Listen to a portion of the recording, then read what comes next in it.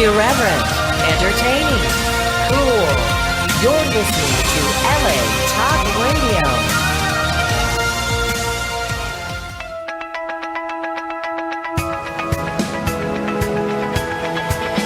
You're listening to Peace Fund Radio with Ethan Dettenmeyer and Adrian Paul, right here on LA Talk Radio.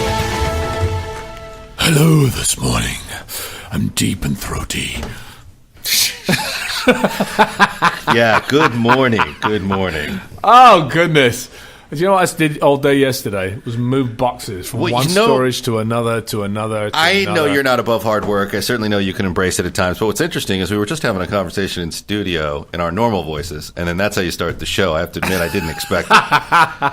But it is nice to know you can audition for a raspy role as a villain for any kind of voiceover video game. They're looking for a new presenter for the Porn Awards. So Are they? Hello. Were you at the Oscars? Yes, I was. You were? Well, not the Oscar event. I was at an Oscar event, which was a lot of fun. It was a new venue this year, and I saw a bunch of people I hadn't seen for a long time. So. Yeah. But I thought the Oscars were really good this year. I in the sense of the categories and.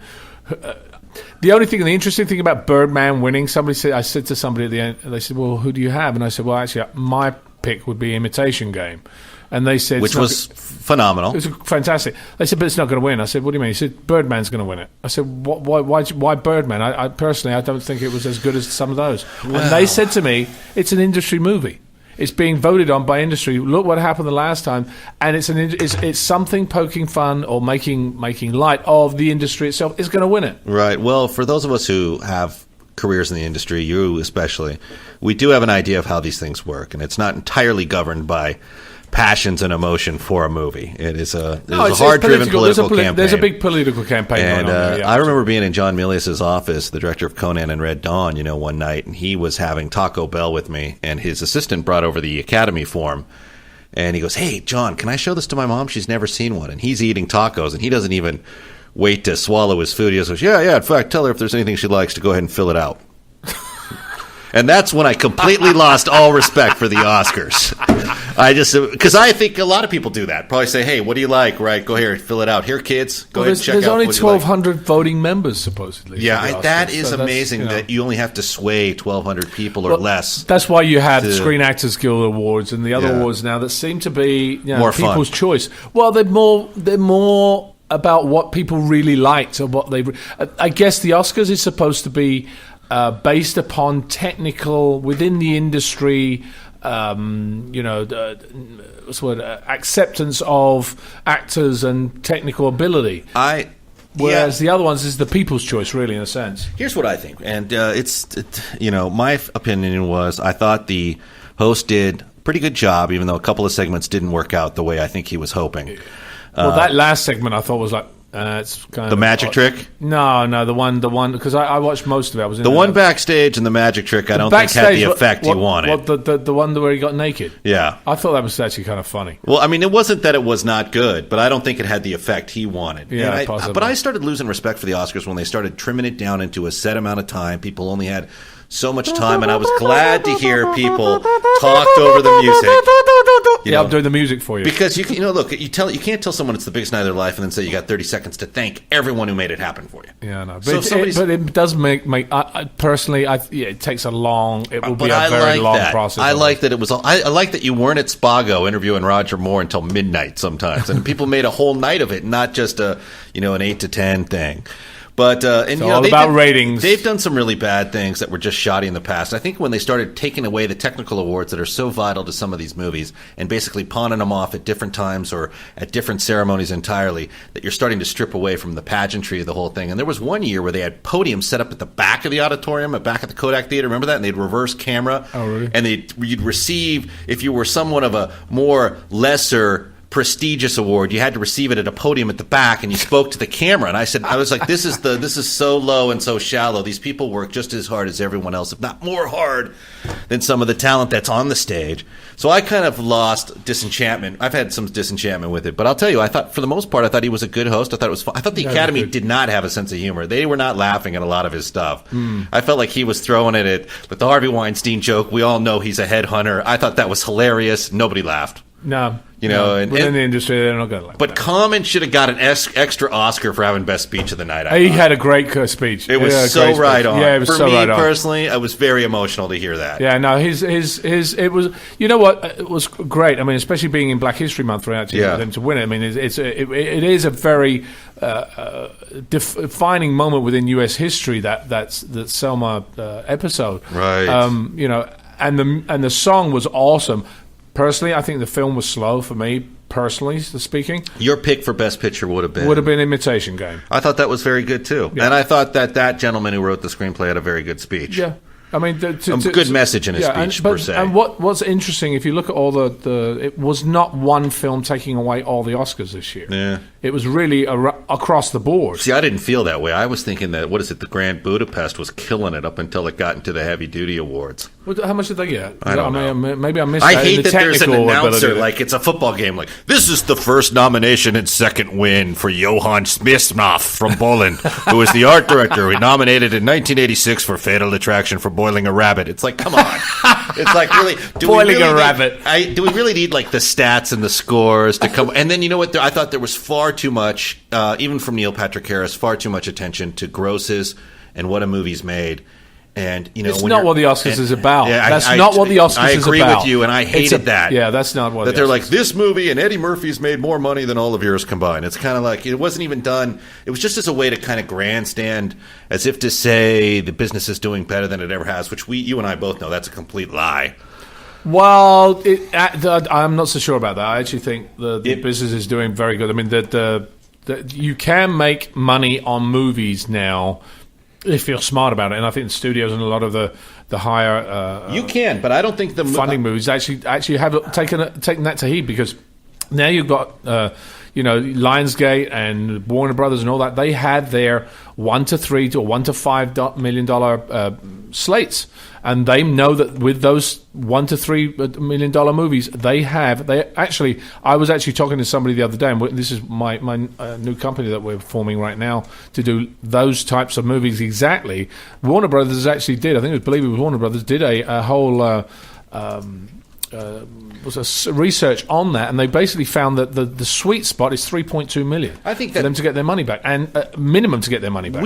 I think we've all known that. I think we all know you can make money on. I mean, that's proven constantly that nobody wants to buy it. I think it affects their self-esteem and prestige to be producing a $3 million movie instead of the tentpole. Well, there is that, truth but of it these is, days we know that those movies do make money, and we do those movies if they're handled effectively, especially with a proactive marketing department. You can make a huge impact. Correct, at that and level. with the new ways of the social media sitting out there now, and if you're smart as an independent, which is what I'm trying to be right now, is to be able to actually market something and get it out to the general public to actually Right. make that money, because you've got so many different areas. You've got VOD, DVD's dropped, but Blu-rays are still there. There are You've got so many inventive different ways to Of reinvent course, the way we do it. there Yeah, are you're loads right. of You're right. But different I ways. don't think that you're being right on that point. I don't think that the talk about all the earnings that movies have made, alluding that this is the best our business has ever done. I don't really think that's true. I don't think this is the best our business has ever been. I think that there's Well, also, think about it. I went to the movies the other day, and it cost me $17 to go.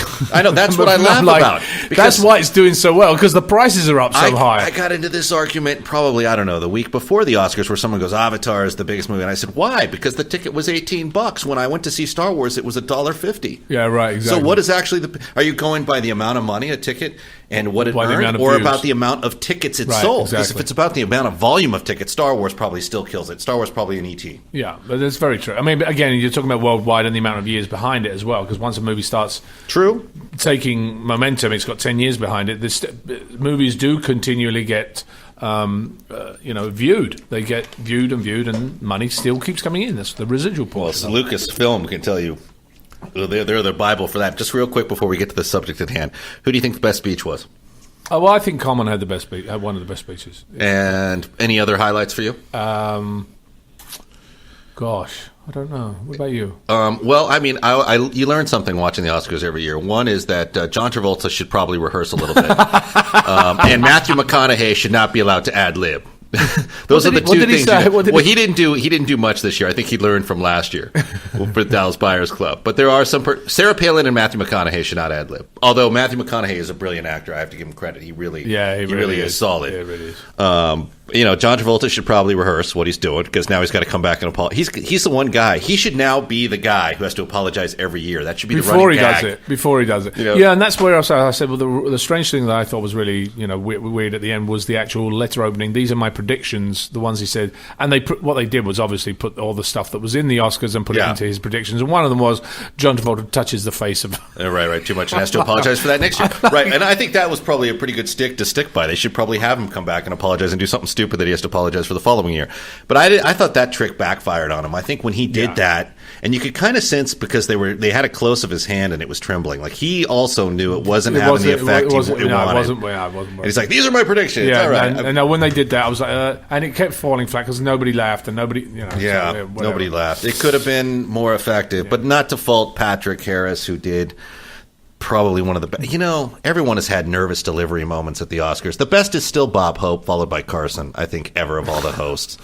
I know people love Crystal, and people loved Whoopi Goldberg. But, I mean, if you look back at Bob Hope, I mean, he was so confident, yet so funny.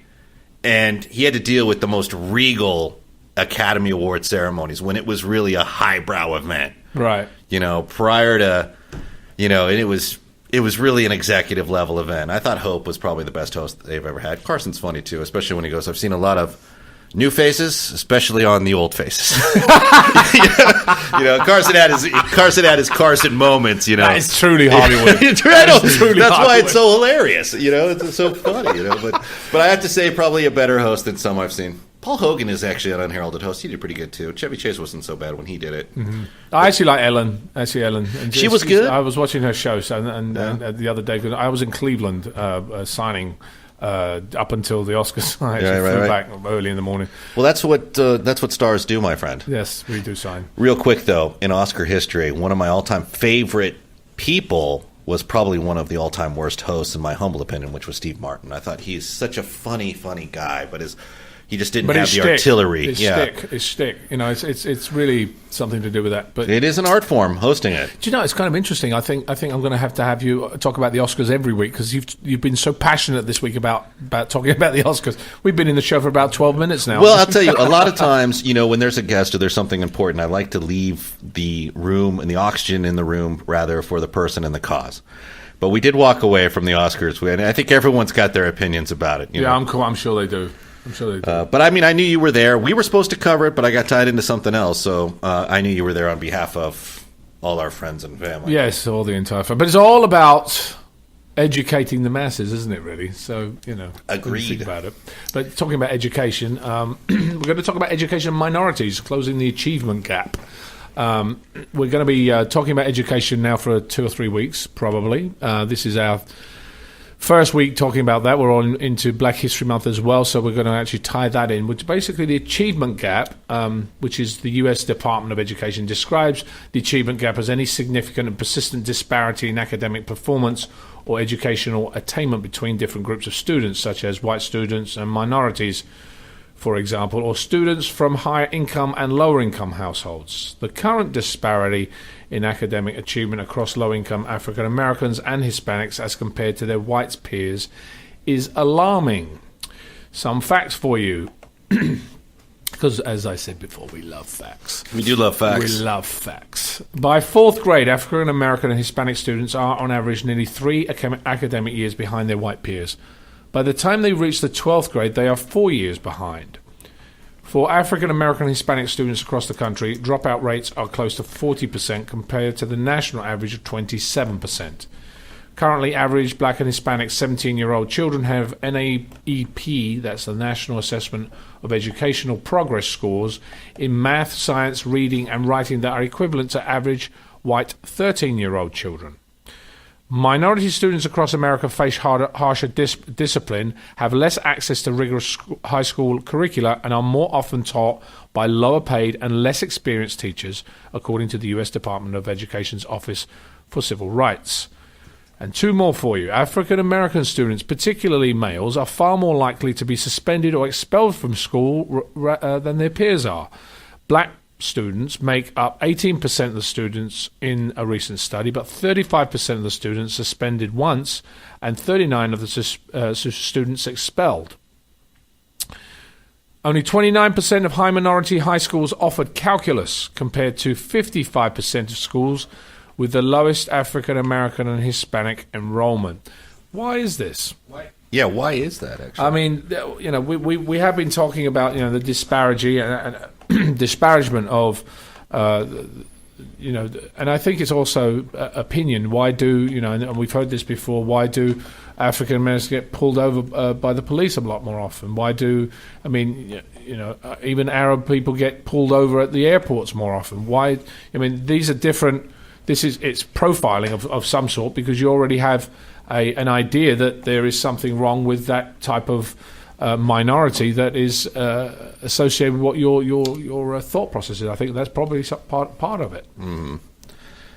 Conditioning. Well, that's it is conditioning. We talk about bullying a little while ago. How it's not a inherent trait. It's a learned trait, and Right. I think to this degree you do have this issue as well here. It is a learned trait to have that type of profiling. This person looks like this, so they must be that. I think that's kind of wrong. Oh, absolutely, it's wrong. I mean, it's not kind of wrong. It's absolutely wrong. Yeah, because it puts part. I mean, I have a lot of African American friends. I mean, ever since I was young. I mean, I was, in England we were always mixed. It was a much more different society. I remember coming here back in late '80s, mid '80s, late '80s, and thinking, wow, it's so different how people are much more segregated here than integrated. It's true. Everybody tends to be in communities rather than being integrated into the society. And I think the same thing with Hispanic. I mean, how many communities do you have here in the US, in Los Angeles, that have Hispanic communities, and a lot of the Hispanics do not speak English? That's creating a community which is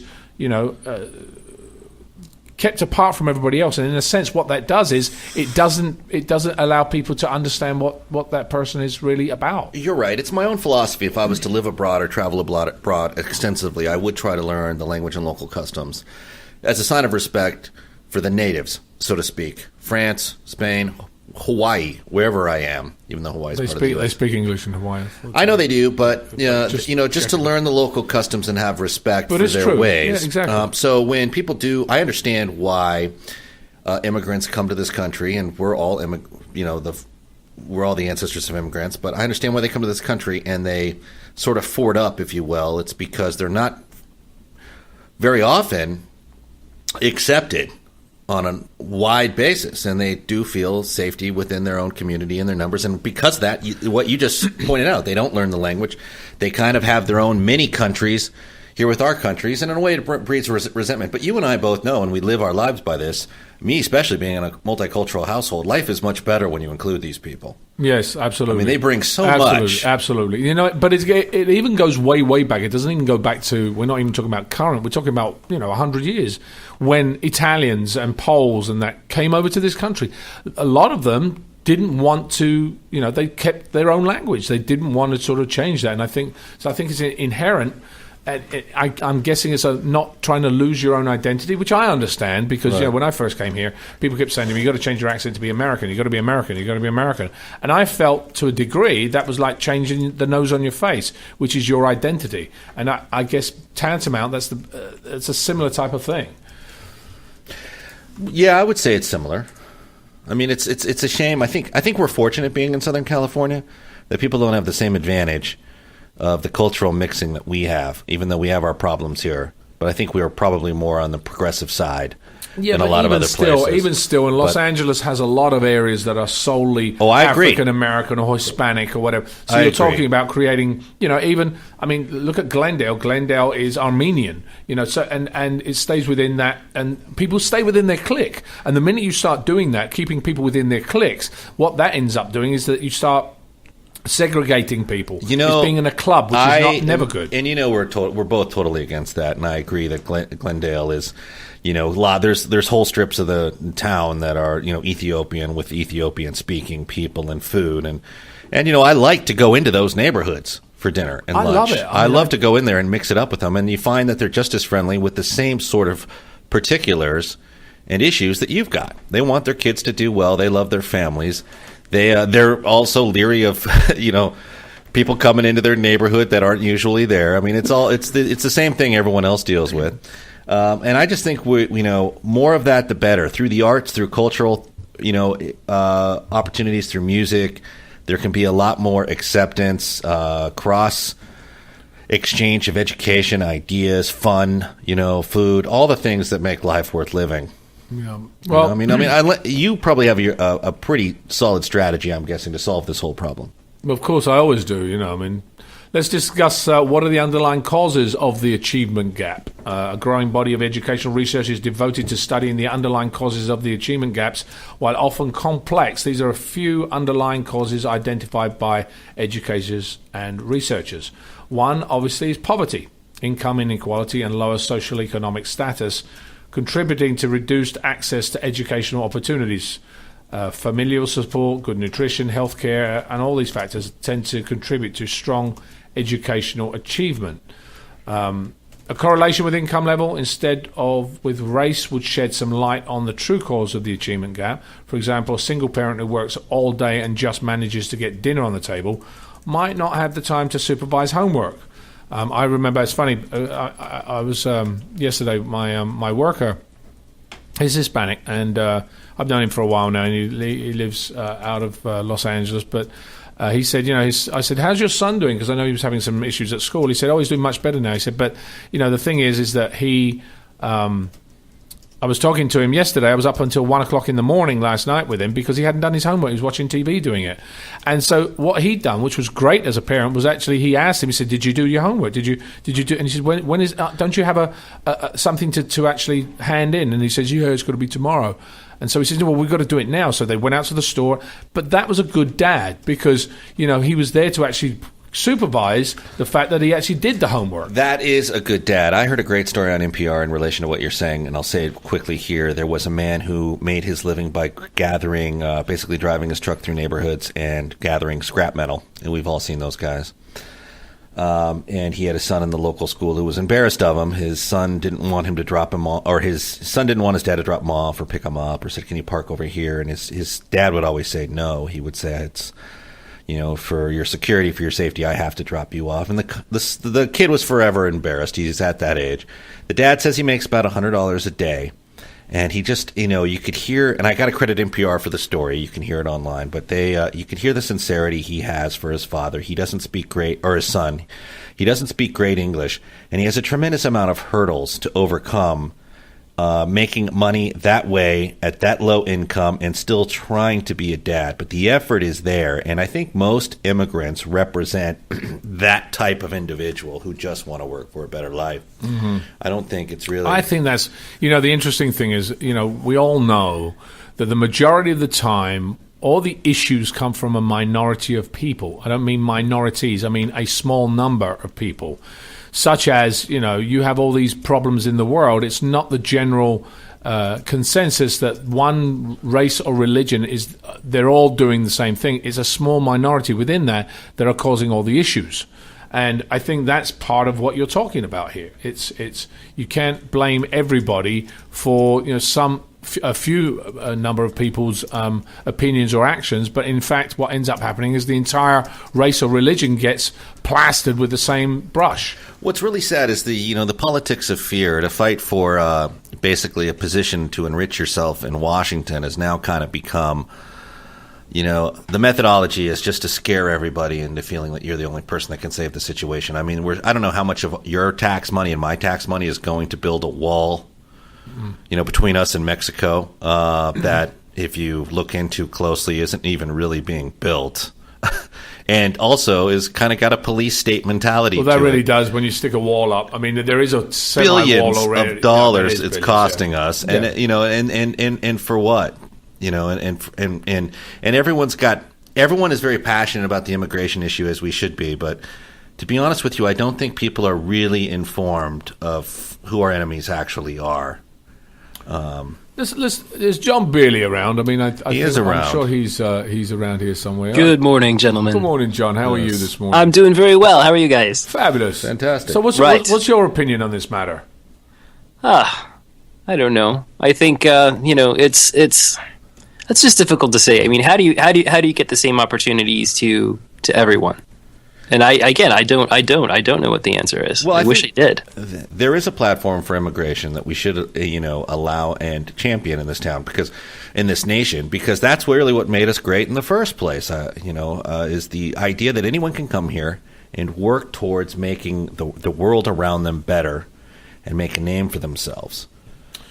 Well, I mean, I think that's what this country was built on. Yeah, and speaking as an immigrant. As an immigrant, yeah. I mean, speaking as an immigrant, and me as the descendant of immigrants. Right. None of us were born. Well, most of the people in this country were descended from right. an immigrant. But it's amazing how people forget that when they want to build walls. Well, I love the fact.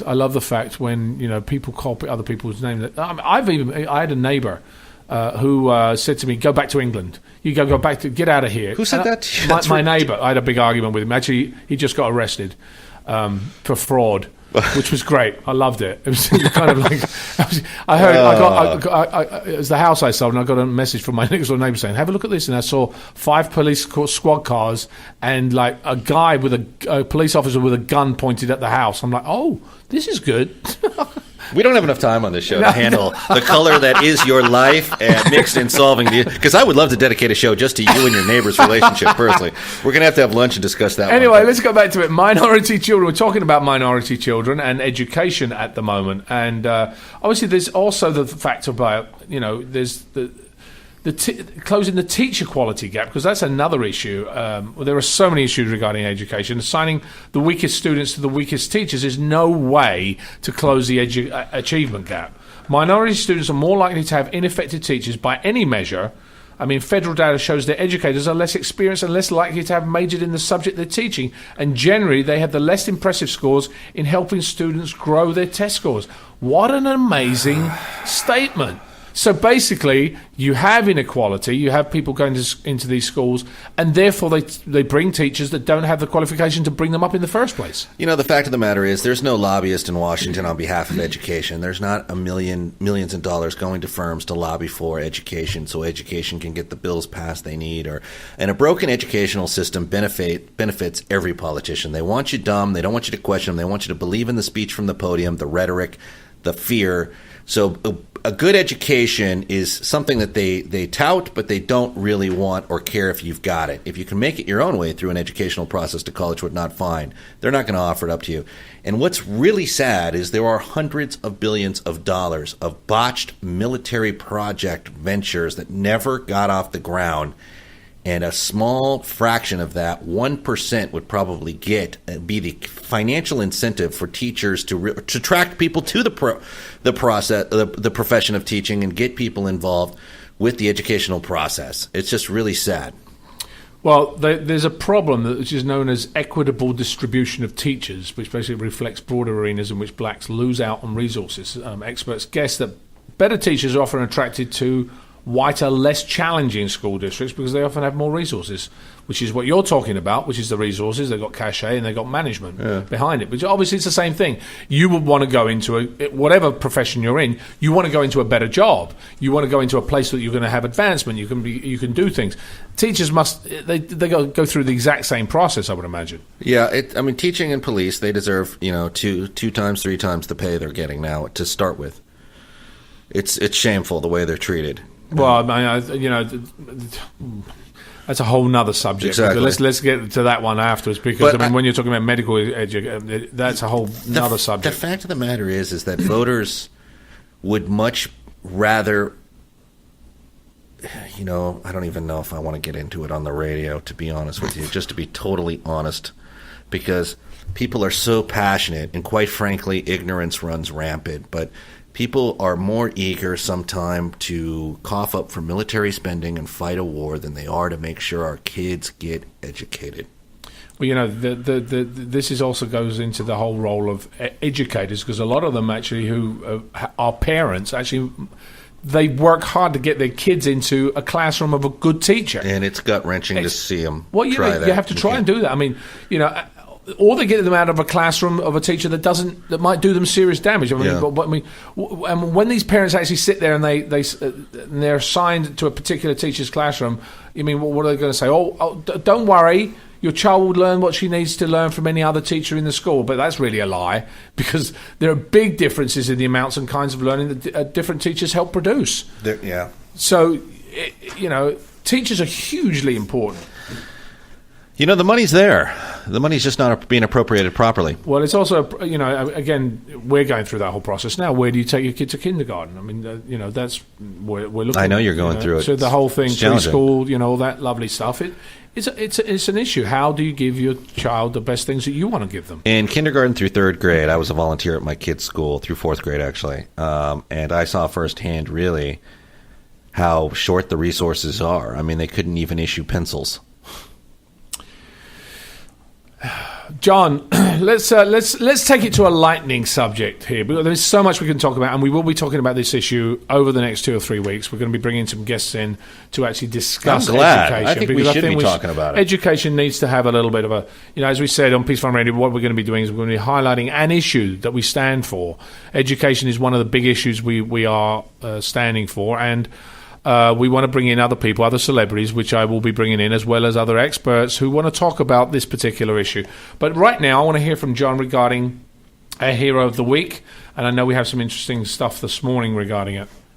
We do. We have a caller this morning, Lauren Coxum, who is 19 years old. She, speaking of education, she is an incredible young African-American woman who, with her sister Victoria, founded in the summer of 2012 the Think Before You Type campaign, which is dedicated to stamping out cyberbullying and founding positive self-esteem among young people on the internet, in schools, and also in their communities. They work online in the community to achieve their goals through speaking engagements, interviews with influential figures and celebrities, video dares, and all kinds of other incredible projects. Lauren is currently a pre-med major at Marymount University, and I think we're probably go ahead and ready to give her a ring. Yeah, we're going to give it a try now. Right now. Remind everyone that I'm doing this, which means it can go any It which could go way. either which way. It Yeah. could go up, or it could go down. It Be could go disastrous. sideways. We could call the Pentagon and give them a piece of our mind by accident. Here we go.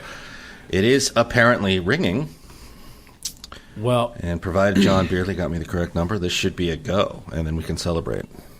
I'm always celebrating. Didn't you know that? You should be. There's a lady called Diane Rebich, a historian of education. She says schools should abandon the use of annual standardized tests. We are the only nation that spends billions testing every child every year, Oh, here we go. and that is going to get us.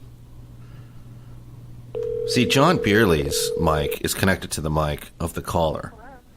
So Hello. Is this Lauren? Yes, it is. Hi, how are you? Good morning, Lauren. This is Adrian Paul and Ethan morning. Detmeyer and John Beardley from Peace Run Radio. How you doing? Hi, I'm great, thanks. How are you? Oh, lovely. Where are you today? I'm in Arlington, Virginia right now. Is it warm there or is it cold? It's pretty cold. It's been really cold lately, so it's in the 40s today, and it's really warm considering. I don't think I've spoken to anybody that's in any warm weather except somebody from California at the moment. Yeah, no, it's so cold over here. We're not enjoying it anymore. So can you just remind the listeners how old you are, first of all, before we go into Yeah, I am 19 right now. 19? And what inspired you and your sister, Victoria, to found the Think Before You Type campaign?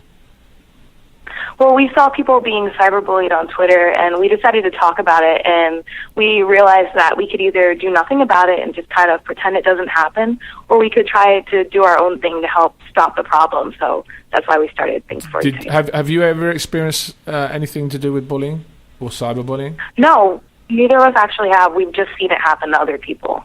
Interesting. So what was the first step in getting your organization going? We had a conversation. That was the beginning of it, and then we realized that we could find out more about the issue, and pretty much right after that, we set up a WordPress blog, we set up an email account, a Facebook page, and we kind of just jumped right into it. Do you see any difference between different groups that have bullying? Is there anything to deal with? Are there any other specific groups that do it, or is it just in general that everybody tends to do it? I don't think there's really any specific. I think it really just depends, unfortunately, on the individual. Obviously, in different situations, bullying can take on very different forms, but I think it really just depends on the individuals and the specific situations that they're in. We haven't really seen a trend with any specific groups or anything.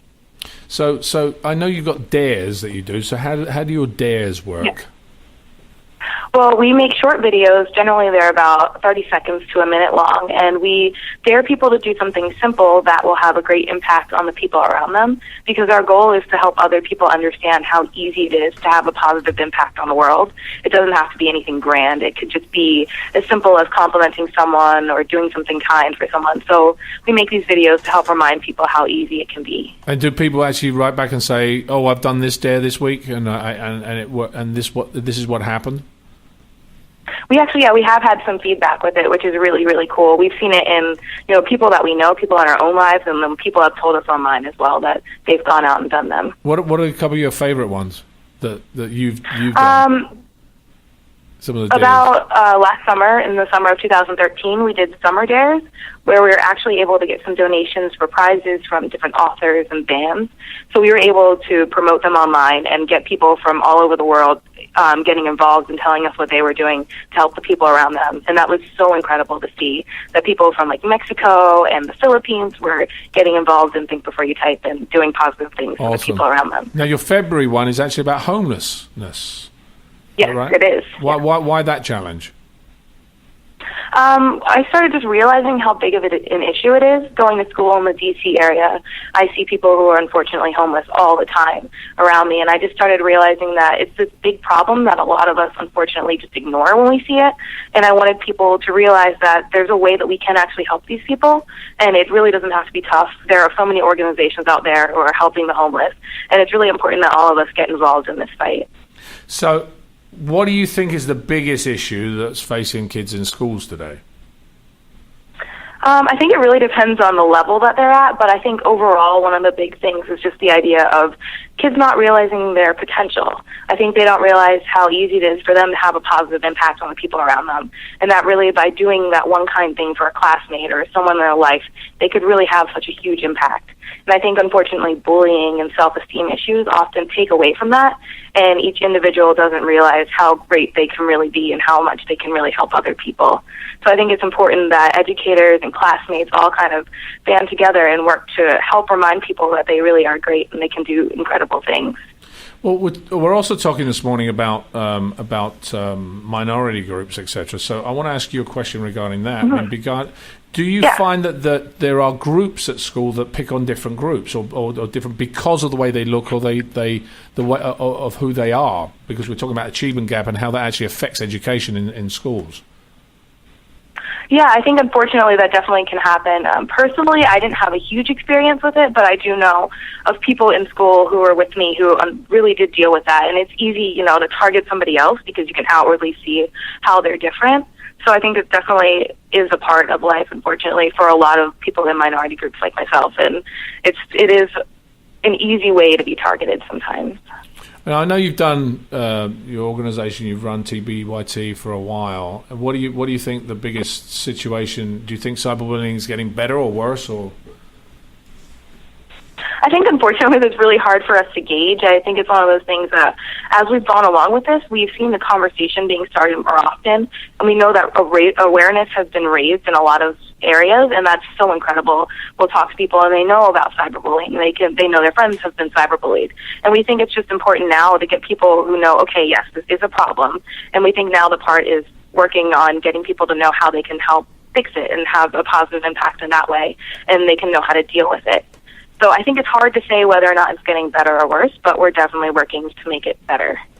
Well, you're doing a good job. I think it's important to actually have this because people have an outlet to know what they're to think before you type, of course. Yeah, thank you. Where do you think Before You Type is headed in the future? Well, we've become a 501c3 nonprofit, so that's really helped us kind of stabilize ourselves and start a new chapter of what we're doing. So we've been working really hard to start up some new things, which we're really excited to start bringing about in the next year or so. As Tori and I get older, we're just learning different ways that we can impact people. And right now she's studying abroad in Indonesia, so she's been able to see cyberbullying in a different country, and that's really been really, really great for us to be able to kind of get a new perspective on the world. So I see us staying around for a really long time, and as we grow, the organization will grow, and we'll be able to get more and more people involved in our mission. Well, that's really good. I mean, I think you've just become a if you've become a 501c3, you may have gotten a message from the Peace Fund Hub, which is our Yammer network, our social network for charities where they can talk to each other to find some of the solutions you're just talking about. We're basically, and bullying was literally added as one of the topics yesterday. So we're just gradually bringing in different organizations into this. We're inviting different organizations into Peace Fund Hub. And if you want to reach out to Kimberly at the Peace Fund, anybody out there actually who has an organization that's a 501c3, we'd love to see if you'd like to join Peace Fund Hub. It is free. It's a Facebook for charities where they can actually talk to each other and find some of the solutions. It might be somebody in water or somebody in socioeconomics or whatever the subject is. Maybe they may find a solution in that topic that is actually their own topic as well. So we're creating a place like Facebook under that. So if anybody out there, or yourself, Lauren, once, I don't know whether you've received the email yet, but we've gone out and reached out to all the people that we've actually been in contact with, and we'll be reaching out further very shortly about that. So it's Kimberly at the Peace Fund. She'll be able to answer any questions regarding that. All right, that sounds amazing. Yeah, we'll definitely look into that. All right. So, and before you go, Lauren, I've got to remind the listeners, where can they find you online? They can find us at tbytinc.org and tbytmedia.com. Fabulous. Well, congratulations. Keep it up, because I think it's all about longevity. You keep doing it, and you'll make more friends and more changes than you actually even imagine. I love it. Thank you so much, Adrian. Yeah, thank you for your time, Lauren, and keep us posted on what you're up to. We definitely will. Thank you. Thank you. Bye-bye. Brilliant. So, John. Yes. You listened well there, I take it? I'm sorry? You were listening well there, I take it? Yes, that was outstanding. It always just blows me away what these young people are able to accomplish. These girls have been doing this for 3 years. Lauren is currently in college she's a pre-med major. Her sister, Victoria, she said, is currently studying abroad in Indonesia and wants to become a neurosurgeon. And still, with all of these things that they have going on, all of the school, all of the social things they have going on, they still have time to take some time every day to work on something that's making a difference for others. We talked about earlier, what is the solution to the education problem? And I think the solution is that people are educated about the education problem. And the only way that's going to happen is because of people like Lauren and her sister who are kind of out there trying to spread the word and make a difference. That's why I love the show so much, because that's what we're doing as well. We're trying to give you the information that you need to understand what these well, the interesting thing is we're talking about, obviously, in that case, you're talking about bullying, and in fact, that actually does affect education. It affects education in the minorities. It affects everybody. It doesn't matter whether it's Caucasian, African American, Hispanic. It doesn't matter. Basically, it affects everybody, and that affects test scores. It affects why you go to school, whether you want to go to school. So it really affects all your grades, etc. So I think it's a very important factor to know. Johnny, I want you to any other updates before we continue? Well, we are working very hard behind the scenes on the Peace Fund website, and we are very close to being able to. I think we could probably go ahead and announce that our blog is up and running. Not a lot going on yet, but we're getting ready to change that very soon. It can be found at blog.thepeacefund.org.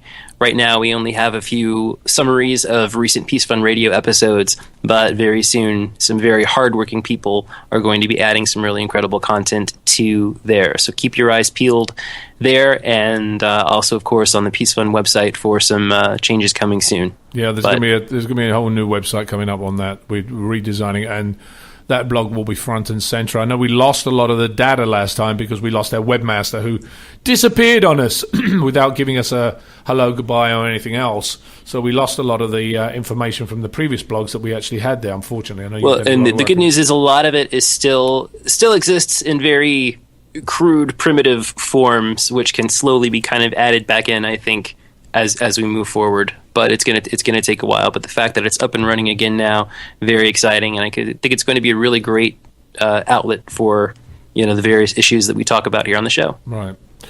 Well, I want to give a quick shout out right now to some of the organizations making a difference regarding education. Teach for America, www.teachforamerica.org. It's a growing movement of leaders who they work to ensure that kids growing up in poverty get an excellent education. One of the things we've just discussed this morning, which is very important. Their mission is to build a movement to eliminate educational inequity by enlisting our nation's most promising future leaders in the effort, which is what we want to do. The kids, those are the future leaders of this country. And they are the ones. I actually spoke to somebody the other day and said, well, we've got so many issues. How do we do this? How do we get rid of the plastic in the ocean? How do we get rid of the inequality in schools? How do we get the... I said, it's the kids. You've got to empower them. And I think we are able to do that a lot more these days because we realize that kids should not be seen and not heard. They should actually be listened to in some cases because they actually can affect the change in the world. So Teach for America, they do this by building cores of outstanding recent college graduates of all academic majors who commit 2 years to teach in urban and rural public schools and become lifelong leaders in ensuring educational excellence for all children. Good organization. The other organization I want to give a shout out to is the Education Trust, edtrust.org. The Education Trust promotes high academic achievement for all students at all levels, pre-kindergarten through college. Goal is to close the gaps in opportunity and achievement that consign far too many young people, especially, as we've discussed earlier this morning, those from low-income families who are either African American, Latino, or American Indian, who live on the margin of the American mainstream. So check those two organizations out. They will be on our sites later on today. Ethan, did you say were you putting your hand up to speak? I know we've been going all over you. So you talk about the Oscars. Hey, there's also a cause here, and we have to give room for a good cause, right? Absolutely. Actually, we should actually also mention this, that we are actually going to be going to Tulare in 2 weeks' time. And we're going to be doing Peace Fund Radio live. We are going to be doing a live broadcast of Peace Fund Radio from a broadcast desk, and everyone can watch us do it right there. Exactly. And it'll be like a live show with a stage and everything. Exactly. And are we going to actually air it live, or should we air it for the following week when we get we can do either one. We can discuss that. We're probably going to do a live webcast, and part of it will go out through certain regions of Time Warner with deal with something else I've got radio-wise. So, everything's subject to possibility. But I would encourage people, Tulare only being basically an hour and a half drive from Los Angeles, come on up and see us do it live. Yeah, and what we're also going to do, we're going to offer a lunch with as part of the package. One is we're going to raffle. I'm going to do a lunch. We're going to with somebody regarding this, all for charity. Yes, and but some other stuff. I'll be signing some regular autographs, and then we'll be doing a lot of Peace Fund Radio stuff at the same time. Right. So, the bottom line is the Peace Fund can do much more with help from listeners like yourself. And you can get involved with what we're doing at Tulare. You can get involved and make a donation today without going to Tulare. Either way, you're good with us. We need all the help we can get. This organization depends on it. And I think Tulare is a nice opportunity to come down and meet meet us or meet the one that matters, which is Adrian. Come up on, see the show on stage. You were going to say it's me that matters. I was thinking it. I just about it for a second. No, I'm kidding. No, you could have an opportunity to see the show live. And honestly, it's a brilliant convention. It's a great group of people going, all kinds of interesting people. So you are going to have a good time. But we'll have a nice stage set up, a broadcast desk. You can come up. You can see the show. You'll be a few feet away from us. Who knows? We may even take your questions, but It's a good chance to support a good cause. And actually, what we will do, we will be making that show will be specifically about a topic like we've discussed bullying or education, we will make that show specific to that con, perhaps. Yeah. Which will be even more fun because Maybe we'll even jump in the crowd with a mic and interview the listeners. that's what I think we're going to do. We're going to actually do that. We're going to have get your people talking. opinion. So we're going to get your opinion on what exactly matters here. Tell us how to solve the educational problem. Exactly. So, John, any other quick updates before we got to go? Because we're going to leave again. Facebook and Twitter, The Peace Fund and Peace Fund Radio. Follow Adrian at Adrian Paul 1. Follow Ethan at Combat Radio. And if you have a young person in your life who is making a difference and would like to nominate that person for our Hero of the Week segment, you can send me an email, johnb@thepeacefund.org. I want to hear from you about the incredible kids you know in your own life. We want to talk about them on the show and let everybody know what they're up to. Absolutely. I think that's a great idea, John. Great idea. I just want to thank everybody that I saw at the Cleveland Con last week. They braved the cold and snow. I don't know, a couple of you may have seen my Twitter pictures of the snow as I opened the window of the actually landed on the airport. There's still snow on the runways. So thank you for coming out to me. Thank you to all of you listening today. And John, thank you for bringing us all these great updates. Of course, we couldn't My do honor this. as always. Fabulous. So we'll be talking again, Johnny. And Bev Shahara, of course, who's bringing us a lot of this information behind the scenes. You are as important to that as we are bringing this message out there. Ethan, thanks for bringing this to us. Happy this to do week. it. And in closing, a quote by Ben Carson. If we can take young people who excel at the highest levels, put them on the same kind of pedestal as the all-state basketball player and the all-state football player, and begin to get the same kind of recognition, it will have a profound effect. And we are finding that it does. This is Adrian Paul and Ethan Detmeyer. We'll talk to you next week.